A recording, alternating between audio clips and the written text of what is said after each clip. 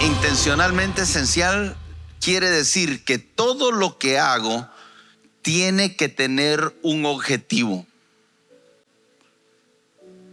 Nada ocurre al azar. Hay personas que viven su vida día a día. Y cuando vivimos nuestra vida día a día, podemos terminar en el lugar que no queremos terminar porque no somos intencionales. Si usted quiere tener un matrimonio estable, usted tiene que ser intencional. Si usted quiere ser un empresario, usted tiene que ser intencional. Si usted quiere ser un ministro del evangelio, usted tiene que ser intencional. Si usted quiere ser un buen padre, usted tiene que ser intencional. Si usted quiere ser un buen hijo, usted tiene que ser intencional. Si usted quiere ser un buen profesional, usted tiene que ser intencional. Ahora, no solamente es importante ser intencional, sino ser intencional en lo que es esencial. Puedo estar haciendo muchas cosas, pero si no es lo esencial, no voy a terminar en el lugar deseado. Entonces, el Señor ha estado hablando muy fuerte a nuestra congregación para que podamos hacer iglesia con una intencionalidad como nunca. Que todo lo que hagamos tenga un objetivo. No es hacer una actividad por hacer una actividad, no es tener culto por tener culto, no es predicar por predicar. No, lo que vamos a predicar tiene que tener una intención. Lo que vamos a enseñar tiene que tener una intención. La actividad que vamos a tener tiene que tener una intención. Cualquier proyecto que vayamos a realizar tiene que tener una intención. Pero es importante que esa intención también sea esencial. Es como una reforma, como un redescubrimiento, como un replanteamiento, como redefinir. Es como revisar los fundamentos de nuestra esencia como iglesia. Y no estoy hablando de Osana, no estoy hablando de la institución, estoy hablando de la iglesia como el cuerpo de Cristo a nivel mundial, pero que a nosotros nos toca esta parte. Y por eso es que hemos estado hablando de que cuando nosotros vemos el surgimiento, la manifestación de lo que Jesús venía hablando a sus discípulos antes de ser crucificado en la cruz, en el momento que en el capítulo 2 de Hechos el Espíritu Santo desciende y hay un montón de gente en Jerusalén y todo el mundo está confundido porque ven como lenguas de fuego que se posicionan sobre las cabezas de las personas y las personas comienzan a hablar en lenguas extrañas. Y cuando todo eso está pasando, hay confusión para uno, hay burlas para otro, pero hay una revelación para aquellos que sabían que esta era la promesa que Jesús les había dicho. Y en medio de todo eso hay un discurso en el cual el apóstol Pedro comienza a hablar y a dirigirse a una multitud, y por causa de lo que él predica, dice, se convierten en un mismo día 3,000 personas. Algunos estudiosos dicen que en ese entonces solo se contaban a los hombres. Entonces eran 3,000 hombres, pero había mujeres y niños. Entonces pudiéramos estar hablando de un grupo, no necesariamente 3,000 personas, pudiéramos hablar de 10,000 personas. Y ahora esas 10,000 personas están ahí. Se convirtieron, se arrepintieron, se bautizaron y están los apóstoles. Y permítame ilustrarlo así, pero ellos no son los apóstoles, ni yo me estoy nombrando apóstol, ni nada que ver con eso. Pero ahora hay una mirada de las personas. Hay una mirada, y esa mirada expresa una pregunta: ¿y ahora qué? ¿Y ahora qué? Y esa responsabilidad caía sobre los apóstoles. Y el Espíritu Santo lo que hace es ponerle una responsabilidad a los apóstoles a la cual ellos estaban preparados, porque Jesús les había enseñado, los había ministrado, había estado con ellos impartiéndole conocimiento, y no solo impartiéndole conocimiento, dándole una asignación. Jesús les dijo: vayan, guarden todas estas cosas y enseñen. Ellos sabían que tenían que enseñar. Ellos sabían que tenían esa asignación de parte de Dios. En Mateo 28 le dice a sus discípulos en el verso 19: por tanto, id, haced discípulos a todas las naciones. Haced discípulos, eso es esencial. Y usted sabe que es una de las cosas menos comprendidas en la iglesia, porque la gente se sienta para muchas cosas menos con el entendimiento de que son discípulos. ¿Cuántos discípulos hay aquí? Déjeme ver su mano. Y si le pregunto qué significa eso, muchos no lo saben.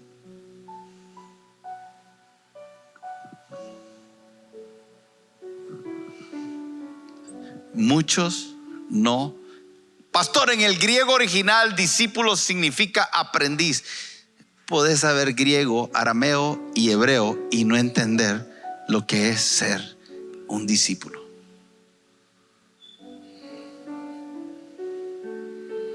Sabemos mucho griego, sabemos mucho arameo, pero es como Vico, sí, tienen mucha lírica, pero le falta mucha práctica.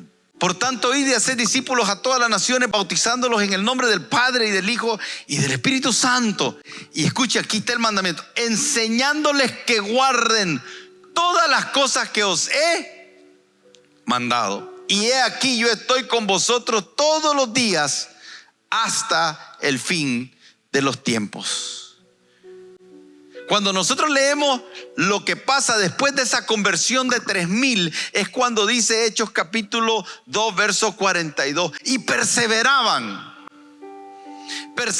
en la doctrina de los apóstoles. La doctrina es donde comienza la vida de la iglesia, porque hemos creído que la doctrina es solo enseñarle a alguien lo que dice la Biblia de bautizarse, porque nos dan la doctrina del bautismo, nos dan la doctrina de la imposición de la mano. No hablan de la salvación, no hablan, y pareciera que la doctrina es solo salvación, solo ver esas cosas básicas. Ok, nosotros hablamos de que como comunidad tenemos 16 verdades fundamentales y decimos: esa es nuestra doctrina. Creemos que las escrituras es infalible. Es doctrina, claro que sí. Creemos en el Espíritu Santo, claro que sí. Creemos en el bautismo del Espíritu Santo a través de la manifestación de orar en lenguas, claro que sí. Creemos en los dones del Espíritu Santo, claro que sí. Creemos en los dones del Espíritu Santo. Creemos que Cristo va a venir por su iglesia, claro que creemos que Cristo va a venir por su iglesia. Creemos que solo hay salvación en Cristo Jesús, que Él resucitó, que Él murió en esa cruz, pero también resucitó y que está a la diestra del Padre y que vendrá por nosotros. Sí, creemos en todo eso, pero no sé por qué me da la sensación de que nos hemos quedado en un nivel muy superficial. ¿Y sabe por qué me da esa sensación? Porque si en realidad hubiésemos ido más profundo, el estado de la iglesia sería otro.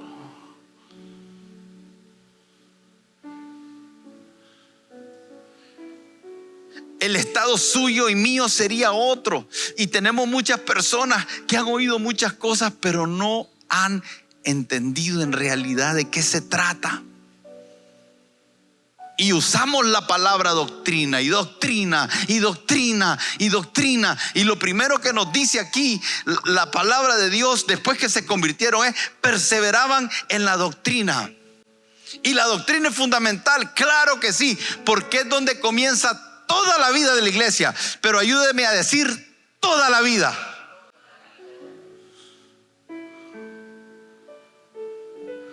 No las 16 verdades fundamentales, no los rudimentos de la fe, no el congregarnos, toda la vida de la iglesia, toda. Sin la doctrina no hay un punto de encuentro. Y es imposible tener comunión. Por eso cuando leemos en Hechos capítulo 2, 42 dice, y perseveraban en la doctrina de los apóstoles. Y después dice, en la comunión. ¿Cómo tenemos comunión si no tenemos un punto de encuentro? ¿Sabe por qué los matrimonios no tienen comunión? Porque no tienen una doctrina que dirija su familia. El hombre piensa de una manera porque fue enseñado de una manera. La mujer piensa de una manera porque fue enseñada de una manera diferente. Entonces, cuando están en la casa, tienen doctrinas diferentes, no tienen punto de encuentro. Y por el contrario a tener comunión, lo que tienen es una crisis que los lleva al divorcio. El divorcio es el resultado de alguien de corazón duro que no quiso recibir la doctrina de Cristo, sino que se aferró a su propia doctrina. Y como se aferró a su propia doctrina, no hay un punto de encuentro con la esposa. Y la solución, que es un problema más grave, es el divorcio. Y eso ocurre en la iglesia. Solo en este país hay más de 1,000 denominaciones y en el mundo 32,000.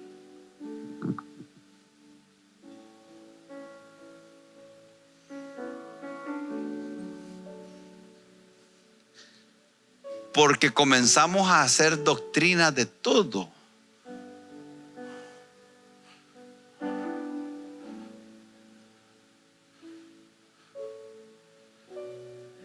Todo, y caímos en lo mismo que cayeron los fariseos. Los fariseos, Jesús les dijo, ustedes enseñan mandamientos de hombres porque no entienden doctrina.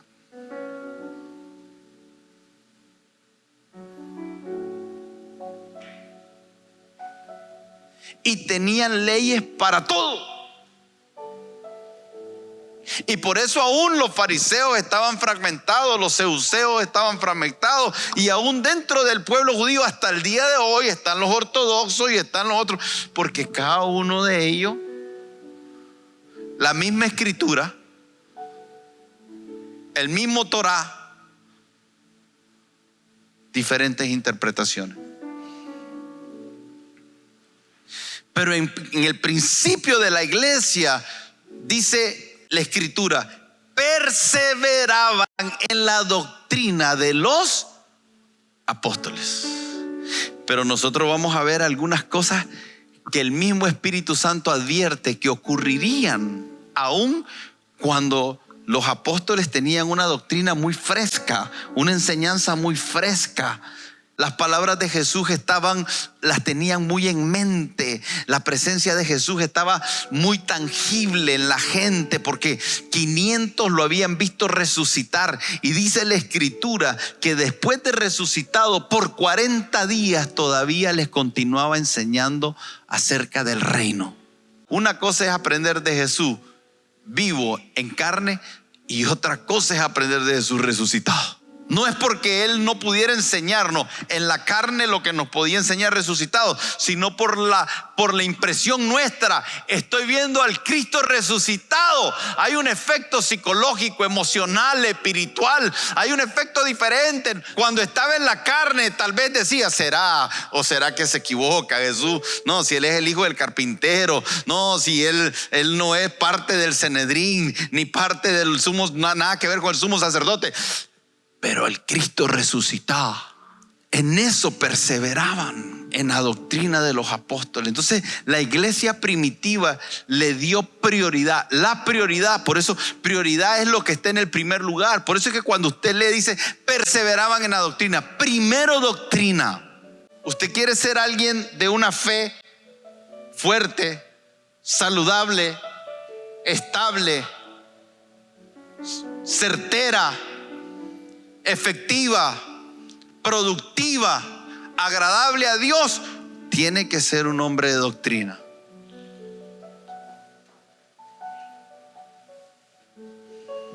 Tiene que manejar las enseñanzas.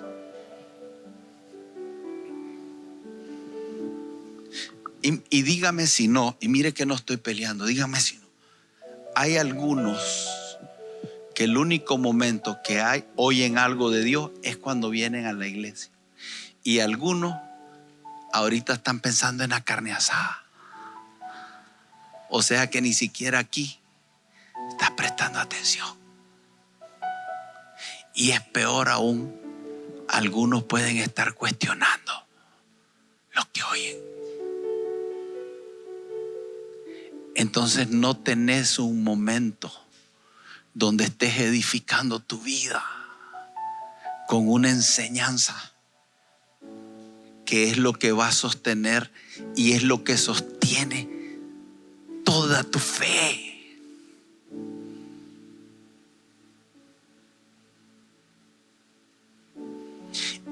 Y antes de ser maestro, tengo que ser aprendiz. Algunos quieren pasar a ser maestros y nunca han aprendido de nadie.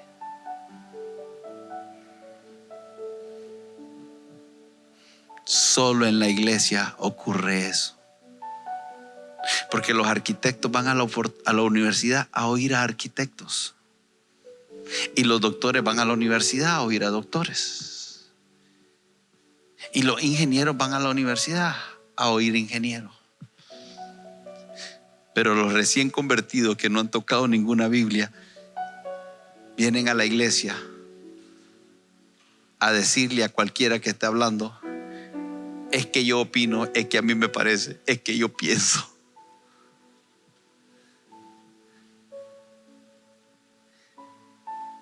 Era mucha gente y necesitaban tener un acuerdo doctrinal. No un caudillo queriendo imponer sus ideas, no una secta que está hablando un hombre de lo que él tiene como una filosofía. No, estamos hablando de las Sagradas Escrituras. Ese es nuestro punto de encuentro. Si las Escrituras no son para usted la fuente de autoridad, lo que sea que estés intentando hacer, estás perdiendo el tiempo. Seas pastor, seas iglesia, seas lo que sea. Si la Escritura no es la fuente de tu autoridad, no es la fuente de tu matrimonio, y te llamas cristiano, estás haciendo cualquier cosa menos siendo un discípulo de Cristo. Hay algunas cosas que, como estas, que cuando yo las digo son muy fuertes, pero ¿sabe una cosa? Nuestra mente nos engaña. Nosotros mismos nos jugamos una mala pasada. Creemos cosas que no son y alguien tiene que confrontarnos. Si la Biblia no es la fuente de autoridad para todo en tu vida, tú puedes llamarte cualquier cosa menos un creyente, menos un seguidor de Cristo, menos un discípulo de Dios. Puedes llamarte religioso, puedes llamarte piadoso, pero un discípulo es un aprendiz. Solamente un discípulo es un aprendiz. Y no somos aprendices de hombre, somos aprendices de las Escrituras.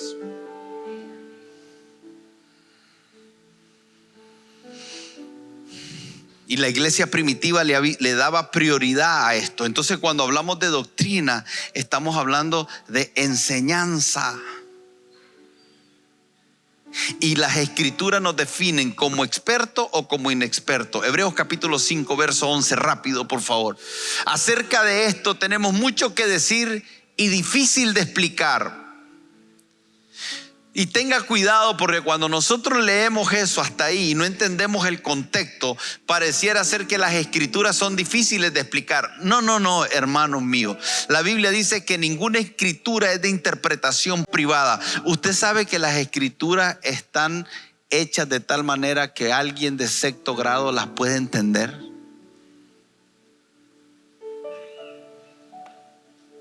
Quiero quitarle un paradigma. Lo que pasa es que hay que saberla leer y se requiere al Espíritu Santo para que nos guíe a toda verdad. Conozco personas que llegaron hasta cuarto grado y con solo las Escrituras usted lo oye hablar. Es impresionante. Olvídese de lo que usted ha creído toda su vida. Es que no le entiendo a la Biblia, porque no la estudias. En realidad el problema no es que no la entendés, es que no la estudias. O estás buscando que diga lo que querés. Pero si usted se dedica, el Espíritu Santo te las va a abrir, las Escrituras. Entonces nosotros vamos a ser vistos de dos maneras. Como inexperto, dice, acerca de esto tenemos mucho que decir y difícil de explicar. ¿Por qué es difícil de explicar? Porque se habéis vuelto tardos para oír. Diga conmigo, tardos para oír. Esa palabra, tardos para oír, es alguien que aunque oye, no pone en práctica. Eso es muy común en la iglesia. Son muy pocos los hacedores de la palabra. Ay, pastor, lo siento negativo. No, hermano. A mí no me gustan las llamaradas de tusa, decía mi abuela. ¿Sabe cuál es la llamarada de tusa? ¿Sabe cuando agarra el elote y lo... Yo a veces hablo como que fuera del campo y hubiera hecho eso, pero... Agarran el elote y lo pelan y lo tiran. Si usted le pega fuego a eso, una llamarada, pero es llamarada, entonces se incendió y se apagó.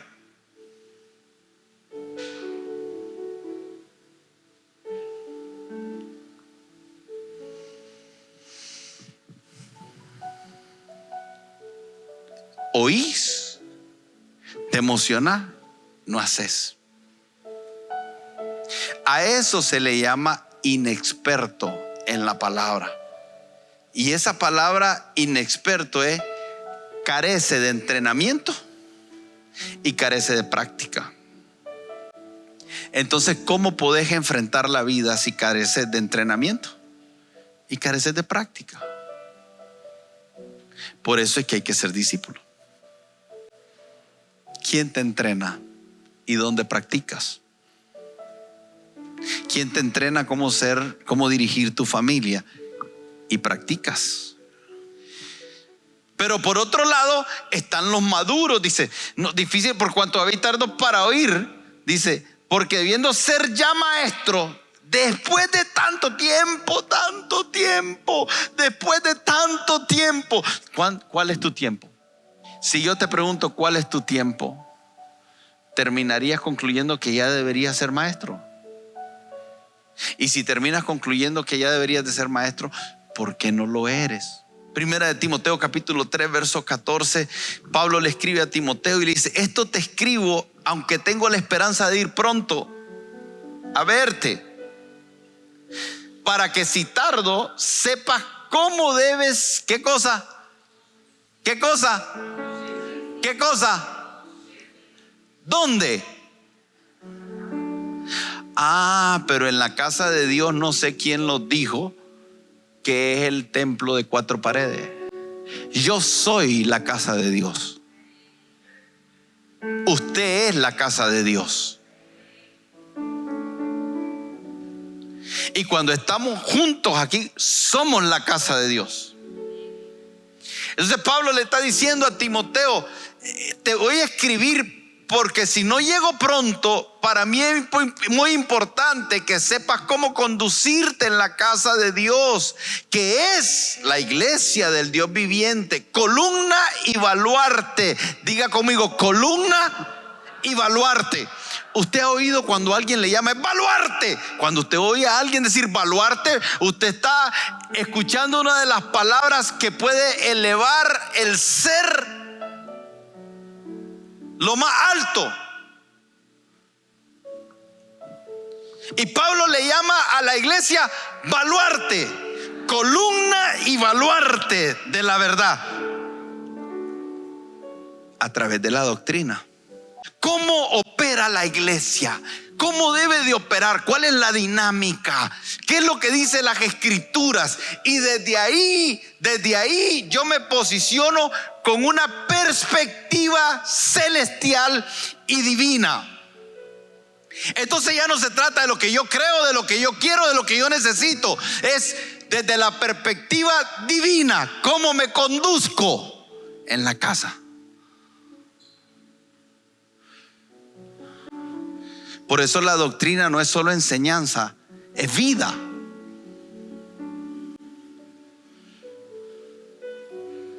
No es solo lo que Cristo hizo, sino lo que Él nos manda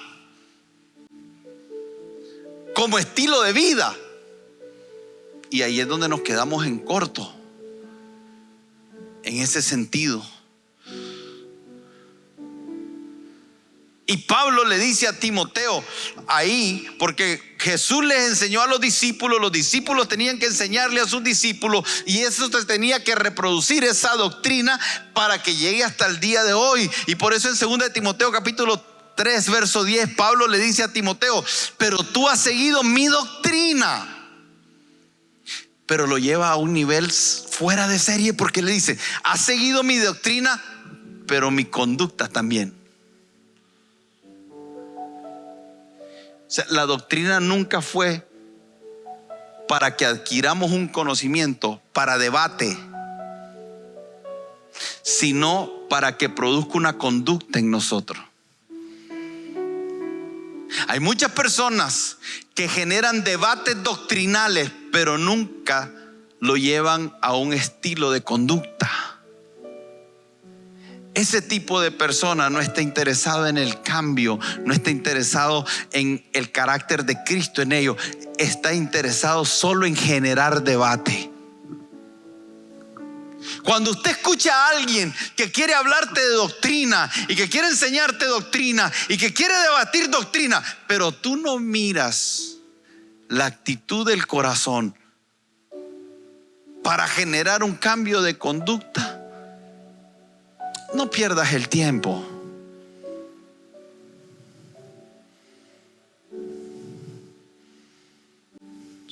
Porque la doctrina siempre fue para generar un cambio de conducta. Es y seguirá siendo para generar un cambio de conducta. Por eso es que Pablo dice: tú has seguido. Esa palabra seguir es: tú has mirado, tú has observado, tú has investigado, tú has tomado un modelo y te has adherido a él. Eso es seguir. Tú has mirado, tú has observado, tú has investigado y has tomado una decisión de adherirte. ¿A qué? ¿A qué? A un modelo. ¿Cuál modelo? Una enseñanza que produce una conducta que te lleva a vivir con propósito. Pero tú has seguido mi doctrina, conducta y propósito. Tenga cuidado de no seguir a alguien que enseña algo que no vive.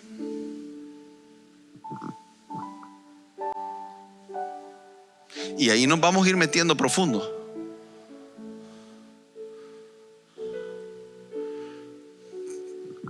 Vamos a entrar a un temita ahí fuerte. Hay personas que enseñan lindo, hablan lindo, pero tienen una conducta que deja mucho que desear.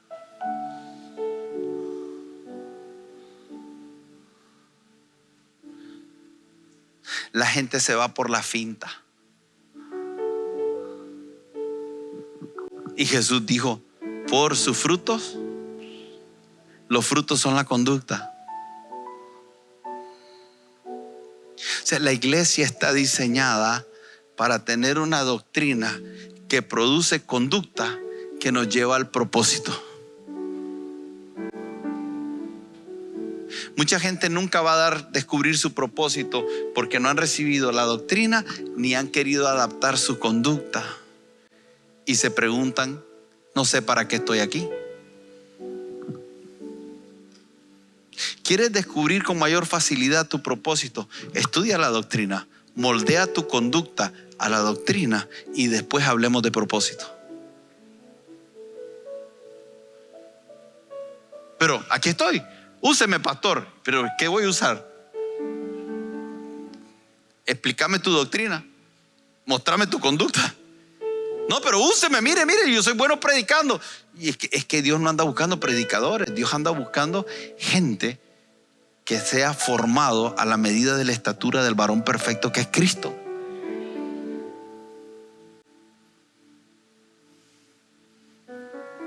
Dios no anda buscando predicadores. Dios anda buscando modelos de conducta. Por eso le dijo Pablo a Timoteo que nadie menosprecie tu juventud, sino sé ejemplo. ¿Sabe por qué, Timoteo? Porque aunque sea un cipote, cuando hables y muchos no te den el crédito, si eres ejemplo, entonces te lo darán. Por la misma razón dice: hey, guarda tu testimonio para que no caigas en descrédito. Porque corta para dos lados. La buena conducta te da crédito y la mala conducta te da descrédito.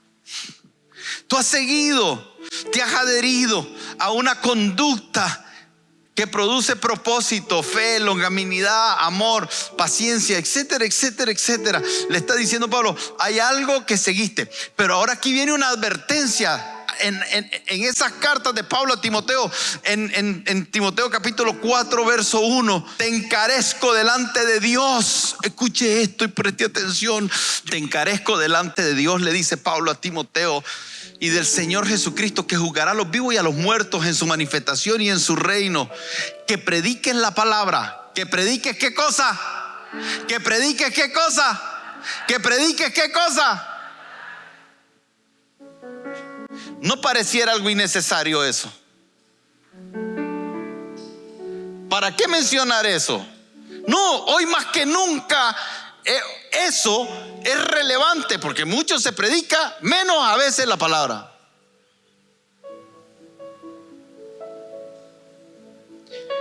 Que instes a tiempo y fuera de, redarguye, reprende, exhorta con toda paciencia y doctrina. O sea, está hablando de que usted y yo, ese consejo era para Timoteo, pero el consejo para usted y para mí es que predique la palabra en tiempo y fuera de tiempo, que redarguya, que reprenda, que exhorte.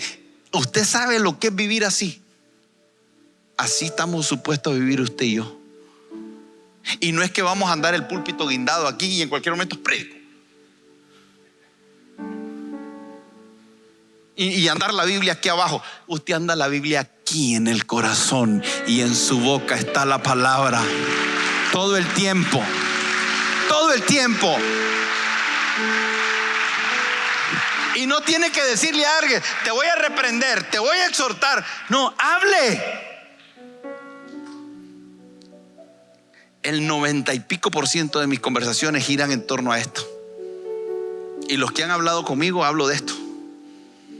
Y me río y friego y juego y hago de todo. Pero predico todo el tiempo, porque no es para mí, es para todos. Pero le dice: reprende, exhorta con toda paciencia y doctrina, porque vendrán tiempos cuando no sufrirá la sana doctrina, sino que teniendo comezón de oír se amontonarán. ¿Qué cosa? ¿Qué se van a amontonar? Hoy lo que más sobra es quien quiere enseñar.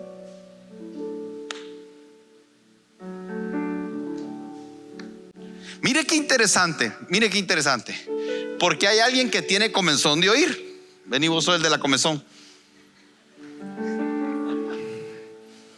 Mire aquí, bájate ahí.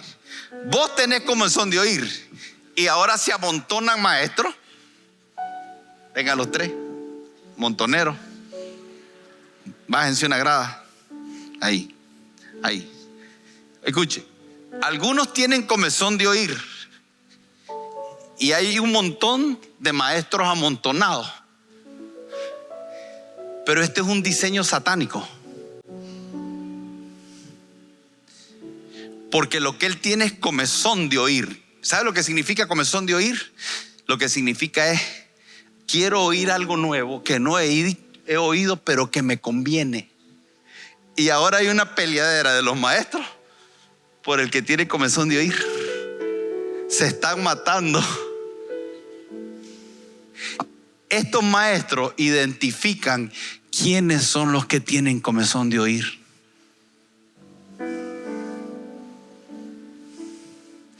Y ellos, estos maestros,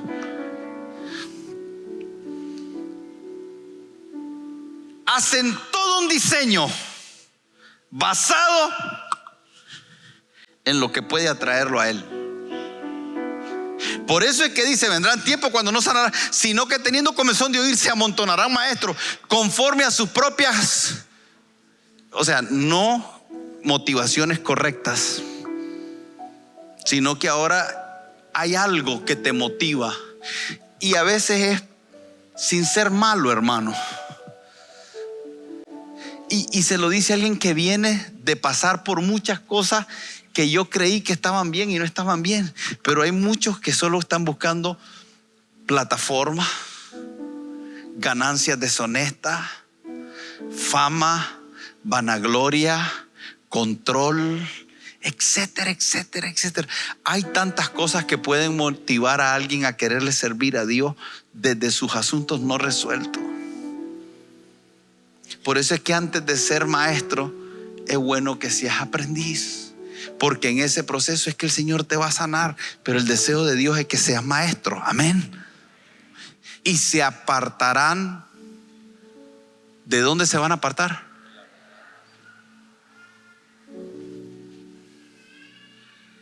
¿Qué van a apartar de la verdad?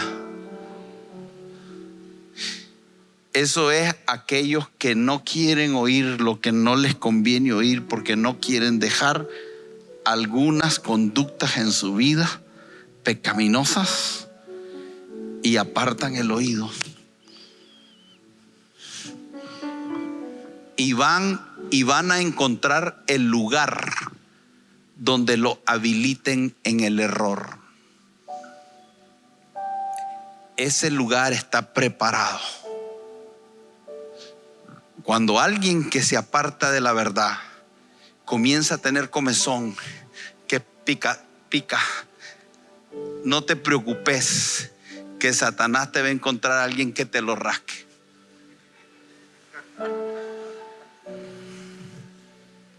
Y sabes lo que vas a decir: esto es de Dios. Dios me habló. Dios me mostró. El diablo se la sabe toda, hermano. ¿Usted cree que el diablo es ignorante? El diablo hay que tenerle un grado de respeto. ¿De qué me está hablando, pastor? Es que te falta doctrina, o te olvida que el arcángel Miguel dijo que el Señor te reprenda. Hay algunos cristianos: diablo, te pateo, te arrastro, te machaco. Y yo digo: qué ignorancia. Usted no sabe con quién se está metiendo. Usted carece de doctrina. Por eso es que Judas habla, dice: gente que no sabe, dice, no saben nada, no tienen entendimiento de las potestades. Si la única manera que nosotros podemos abrir nuestra boca es si estamos escondidos en Cristo Jesús, porque el único que tiene toda potestad y toda autoridad es Él. Pero nuestra soberbia nos coloca a veces en lugares que no deben de ser nuestros. ¿Sabes? Cuando yo voy a hablarle al enemigo, le voy a decir: en el nombre de Jesús, y Padre, escóndeme, porque ¿quién soy yo? Nadie. Pero ¿quién es Él? Todo. Falta de doctrina ha hecho que mucha gente se enrede. Tengo que terminar. Y se apartarán de la verdad y se volverán a las fábulas. Pero tú sé sobrio en todo. Pero el Espíritu dice claramente. ¿Quién dice? ¿Quién dice? No es Arsenio Herrera. El Espíritu dice claramente que en los... ¿Cuántos saben que estamos en los postreros? Algunos. ¿Cuántos? Ahora, esto está hablándole a la iglesia. Esto no está hablándole al mundo. Está diciendo: algunos dentro de la iglesia, algunos, no uno, algunos dentro de la iglesia apostatarán de la fe. En otras palabras, se van a apartar de la fe. ¿Usted se imagina qué triste sería que te apartes de la fe? ¿Estás consciente de que estás expuesto a eso? Y estás consciente de que yo estoy expuesto a esto. ¿Y está consciente de que usted esté expuesto a eso? Chico, ¿estás consciente de que estás expuesto a eso? Y vos también, Samuel. Y que esta es una advertencia, ¿sabes? Y que esta advertencia es para este púlpito. Porque este púlpito se pudiera convertir en un montón de maestros que se amontonan, valga la redundancia, porque alguien tiene comezón de oír, y esto se vuelve lo que vamos a leer a continuación. Algunos apostatarán de la fe, dice, escuchando ¿a qué? ¿A qué? ¿A qué? ¿Y qué? Hermano, escuche, esto es serio. Por eso el principio de todo es doctrina. Muchos se van a perder. ¿Sabe lo que le dijo Pablo a Timoteo? Ten cuidado de ti mismo. Ten cuidado de ti mismo.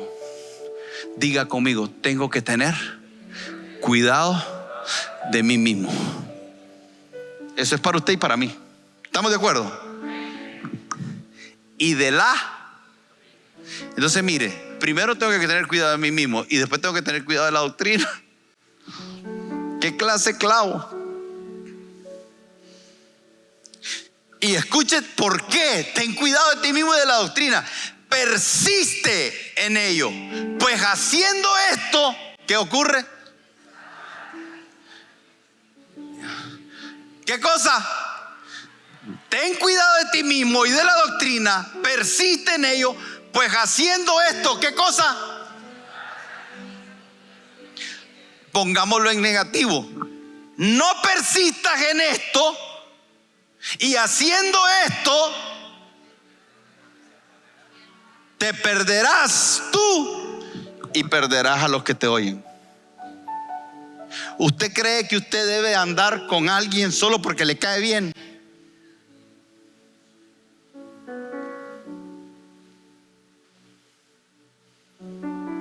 ¿Usted cree que esto es un asunto de brothers y de amistad? De llevarme bien. Esto no es de que te lleves bien. Esto no es de que te lleves bien conmigo. Esto es un asunto de doctrina. Doctrina. Tenés que aprender a separar mi persona de la doctrina. Si la doctrina está correcta, te bendice. La gente anda detrás de personas. Usted necesita un lugar de doctrina saludable. Persiste en ello, pues haciendo esto te salvarás a ti mismo y a los que te oyen. ¿Saben lo que hacen? Porque aquí puede haber personas que tienen comezón de oír, pero si se quedan, el Señor puede hacer milagro. Pero cuando llega el maestro y lo agarra y se lo lleva, y él no tiene cuidado ni de él ni de la doctrina, se pierde él. ¿Sabe cuántas veces pasa eso en iglesia? Ustedes los conocen. Ustedes tienen amigos. Ustedes tienen conocidos. Para Pablo, este asunto no era un asunto de congregación. No era un asunto de posesividad. El asunto para Pablo era un asunto de salvación y de perdición. Pero el Espíritu dice claramente que en los postreros tiempos algunos apostatarán de la fe, escuchando a espíritus engañadores y doctrina de demonios. Escuche, ¿cuándo se mete la doctrina de demonios? La Biblia se explica sola, hermano. Pero el Espíritu dice claramente que en los postreros tiempos algunos apostatarán de la fe, se desviarán de la fe, escuchando a espíritus engañadores. Un demonio no posee de un día para otro. Esto no es un asunto así. Aquí la Biblia te dice claramente cómo es que una doctrina de demonios puede entrar. Y ahorita por tiempo no le puedo decir, pero hay unas cosas que han ocurrido en la iglesia, como aquel hombre que se quemó con la gente dentro de la iglesia. hace años atrás, como hombres que convencieron a su congregación de que podían tener poligamia, como hombres que se divorcian y se recasan y convencieron a su congregación que eso es normal. Y la gente los sigue y les cree, y yo no me explico cómo. Es un asunto de doctrina. Pero cómo alguien cae en que un demonio te posea a tal grado que te nuble la vista, y comencé a hablar desde ahí. Dice: espíritus engañadores y a doctrina de demonios.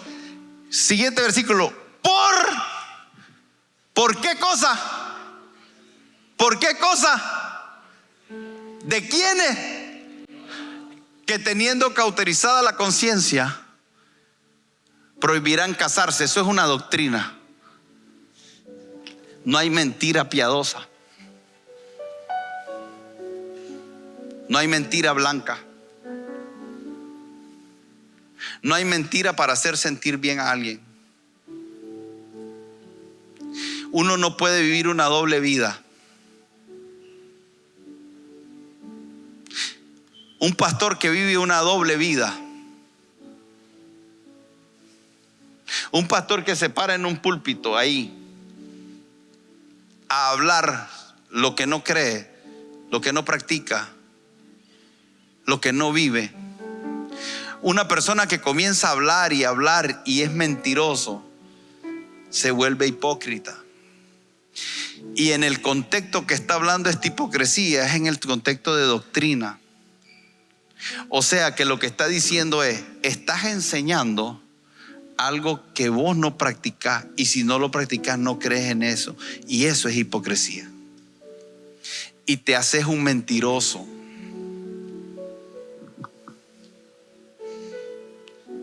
Y cuando te haces un mentiroso, le abrís una puerta al diablo. Y conforme vas mintiendo, y conforme vas mintiendo, y conforme vas mintiendo, y conforme vas mintiendo, te vas volviendo más hipócrita, y más hipócrita, y más hipócrita, y más hipócrita. Y algo dentro de uno se corrompe en un nivel tan extraordinario, en el sentido negativo. Algo se corrompe dentro de esa persona, que ya después sus motivaciones están tan, pero tan dañadas, que es capaz de cualquier cosa, de decir cualquier cosa con tal de lograr su objetivo. Ya no le importa. Y en ese momento entró una posesión demoníaca de una falsa doctrina a la iglesia. El Espíritu advierte de eso. Y ahora sí cierro diciéndole esto. ¿Sabe qué se viene? La gran apostasía. Esa es una de las cosas que va a ocurrir en los últimos tiempos.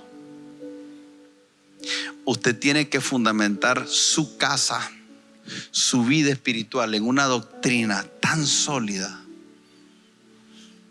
que no venga cualquier viento de doctrina y lo tire.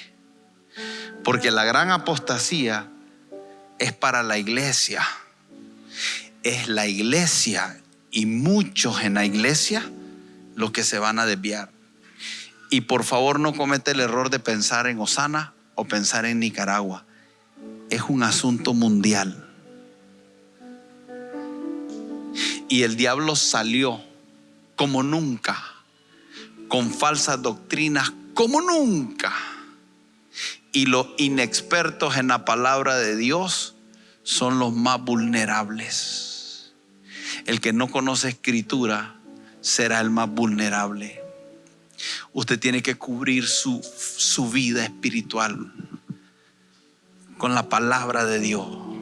Tenemos que comenzar a verla de una forma diferente. No más religión, no más un asunto de evangélicos y católicos. Esto es un asunto de palabra de Dios. Que le volvamos a dar lugar a eso en nuestra vida, porque ese es nuestro lugar seguro. Eso es edificar nuestra casa sobre la roca. La roca es Cristo. Su palabra es la roca. Que Dios me los bendiga.